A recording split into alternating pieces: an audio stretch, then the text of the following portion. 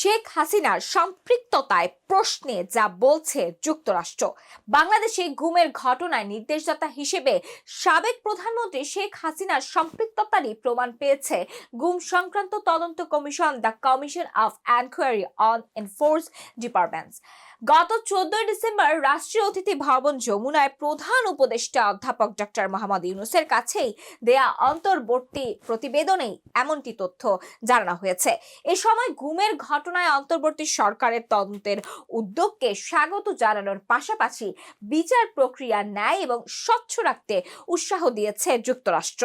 বাংলাদেশের একটি তদন্ত কমিশনের প্রাপ্ত তথ্য নিয়ে একটি প্রতিবেদন প্রকাশ করেছে নিউ ইয়র্ক টাইমস।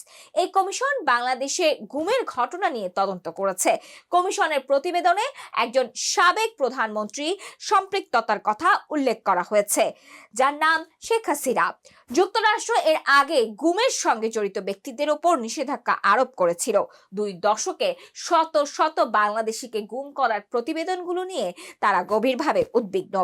গুম একটি ভয়াবহ মানবাধিকার লঙ্ঘন, যা ভুক্তভোগীদের উপর অনির্দিষ্ট আটক বা নিখোঁজ হওয়ার ট্রমা চাপিয়ে দেয়। এটি তাদের পরিবারের উপর অনিশ্চয়তার ট্রমা সৃষ্টি করে।